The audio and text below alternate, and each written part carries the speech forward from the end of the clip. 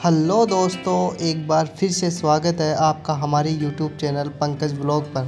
दोस्तों, आज हम आपके लिए लेकर आए हैं हवा महल, जो कि राजस्थान के जयपुर शहर के बीचों बीच स्थित है। यह महल बाहर से देखने पर श्री कृष्ण के मुकुट के समान दिखाई देता है। इस महल का निर्माण महाराजा स्वाई प्रताप सिंह ने 1799 में करवाया था। दोस्तों, महाराजा स्वाई प्रताप सिंह श्री कृष्ण भगवान के परम भक्त हुआ करते थे। इस महल के मुख्य वास्तुकार लालचंद उस्ताद थे, जिन्होंने इस महल को डिजाइन किया था। तो चलिए दोस्तों, चलते हैं महल के अंदर की ओर और दिखाएंगे आपको पूरा महल अंदर से। दोस्तों, यह इस महल का मुख्य प्रवेश द्वार है। इसके टाइमिंग की बात करूँ तो यह सुबह 9 बजे से लेकर शाम के 6:30 बजे तक खुला रहता है। दोस्तों, अभी हमने टिकट ले लिया है और अब हम जाएंगे अंदर की ओर। दोस्तों, यह हवा महल का मुख्य प्रवेश द्वार है, जिसको आनंदी पोल कहते हैं। आनंदी पोल से एंट्री होने के बाद हमें एक मुख्य गेट और दिखाई देता है, जिसे कहते हैं चंद्रपोली द्वार।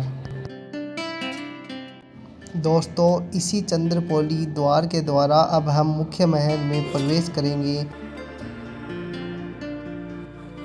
मुख्य महल में प्रवेश करते ही हम पहुंच जाते हैं हवा महल की प्रथम मंजिल में, जिसको शरद मंदिर या प्रताप मंदिर के नाम से जाना जाता है। दोस्तों, शरद मंदिर के चौक के बीचों बीच एक फव्वारा लगा हुआ है। हवा महल 5 मंजिला इमारत है और इसकी 5 मंजिलों को अलग अलग नाम से जाना जाता है। शरद मंदिर के दाहिनी ओर महाराजा स्वाई प्रताप सिंह जी का निजी कक्ष हुआ करता था और बाईं ओर भोजनशाला हुआ करती थी। दोस्तों, हवा महल की सभी मंजिलों पर पहुंचने के लिए रेक का इस्तेमाल किया गया है। महारानियों को इसी रेक के माध्यम से व्हील चेयर पर बिठाकर ऊपर की मंजिलों पर ले जाया जाता था। दोस्तों, अब हम आ चुके हैं हवा महल की दूसरी मंजिल पर, जिसको रतन मंदिर के नाम से जाना जाता है।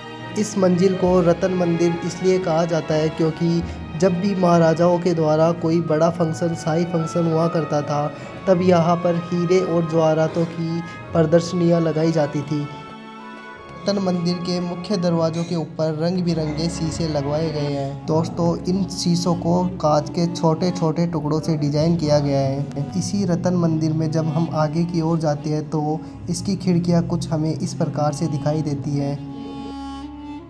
दोस्तों, रतन मंदिर की खिड़कियों से जयपुर शहर का बाहरी दृश्य कुछ इस प्रकार से दिखाई देगा। अब हम आ गए हैं हवा महल की तीसरी मंजिल पर, जिसको विचित्र मंदिर के नाम से जाना जाता है। दोस्तों, इस विचित्र मंदिर को भगवान श्री कृष्ण की पूजा अर्चना करने के लिए बनवाया गया था।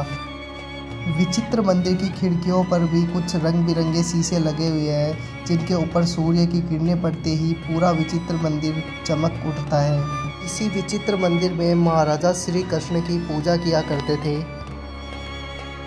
दोस्तों, हवा महल की प्रत्येक खिड़कियों को इस प्रकार से डिजाइन किया गया है कि कोई भी बाहर का आदमी उन खिड़कियों के अंदर नहीं देख सकता। अब चलते हैं हम हवा महल की चौथी मंजिल पे, जिसे सूर्य या प्रकाश मंदिर के नाम से जाना जाता है। दोस्तों, सूर्य या चंद्रमा से संबंधित कोई भी त्यौहार इसी मंजिल पे बनाया जाता था, जैसे कि करवा चौथ। प्रकाश मंदिर में भी बाकी मंजिलों की तरह झरोखे बने हुए हैं, जिनमें से कुछ हवा महल इस प्रकार से दिखाई देता है।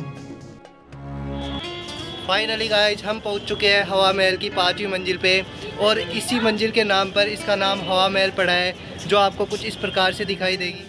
दोस्तों, हवा महल को बनाने का मुख्य उद्देश्य यह था कि राजघराने की जो महिलाएं थी, वो इन खिड़कियों के माध्यम से पूरे जयपुर शहर में जो भी प्रोग्राम हुआ करते थे उनको देखा करती थी।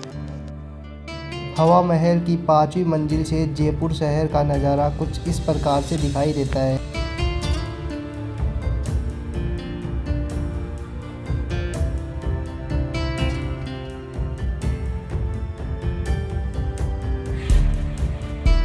दोस्तों, ये जो आपको पीछे दिखाई दे रहा है, ये हवा महल का फ्रंट व्यू है और जो वीडियो के अंदर जो आपको सबसे पहले मैं दिखाया था, वो हवा महल का बैक साइड व्यू होता है। दोस्तों, इस महल में छोटी मोटी 953 खिड़कियाँ हैं। उस टाइम के ज़माने में दोस्तों पर्दा प्रथा हुआ करती थी। जो राजघराने की जो महिलाएं थी उनको कोई भी नहीं देख सकता था और इसी वजह से इन खिड़कियों को इस प्रकार से डिज़ाइन किया गया है कि बाहर का कोई भी व्यक्ति इन खिड़कियों के अंदर नहीं देख सकता। फिलहाल के लिए दोस्तों अभी टाइम हो चुका है 6:30 और इस हवा महल का क्लोज़ होने का टाइम हो चुका है। तो ऐसे ही इंटरेस्टिंग वीडियो हम आपके लिए हमारे चैनल पर लाते रहेंगे।